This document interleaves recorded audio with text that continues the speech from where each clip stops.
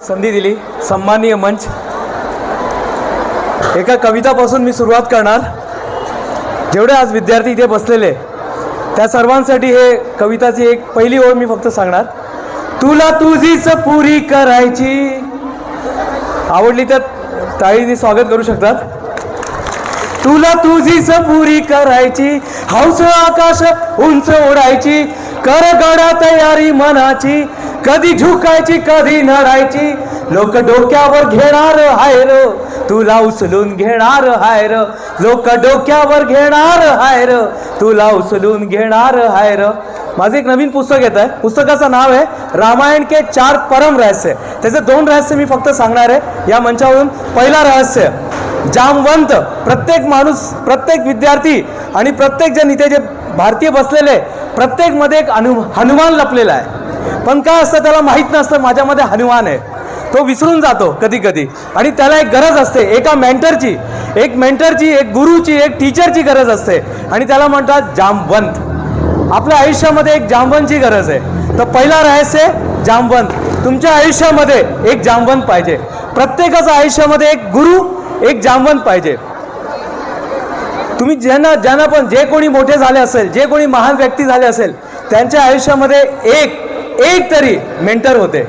तर प्रत्येक माणूस, मला असं वाटतं की तो हनुमान आहे आणि त्याला एक जामवंतची गरज आहे। दुसरा, आपल्याला जे काही काम मिळतं ना त्याला जबरदस्त नाही करा।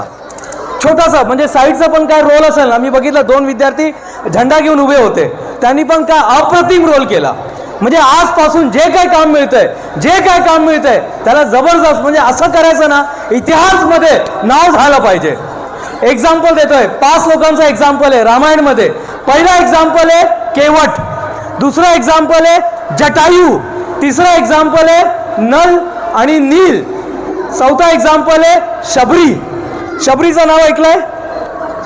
छोटासा रोल होता पण इतिहासामध्ये अमर झाली। आणि शेवटचा वो गिलहरी थी ना, गिलहरी, स्क्वेरल, क्या बोलते हैं स्क्वेरल, वो छोटा सा उसका वाटा था। जब वो राम सेतु बन रहा था तो जो गिलहरी थी वो छोटा सा मिट्टी उठा के पानी में डाल रही थी। प्रत्येक जण बोलतो हे काय एवढं काय करताय, त्यांनी काय होणार? मग त्यांनी जे सांगितलं ते रिप्लाय प्रत्येक विद्यार्थी आणि प्रत्येक माणसाने ते लक्षात ठेवलं पाहिजे। बोले जब इतिहास लिखा जाएगा ना रामायण का, तो मेरा नाम तमाशा देखने में नहीं कुछ करने वालों में होना चाहिए। और उसी के बाद ऐसा बोला जाता है भगवान राम ने उनके वो गिलहरी के ऊपर वो ऐसा हाथ लगाया था, वो आज भी अमर हो गए हैं। बहुत बहुत धन्यवाद, मुझे आपने सम्मान का मौका दिया। दिल से, मन की गहराई से धन्यवाद सर। Thank you sir.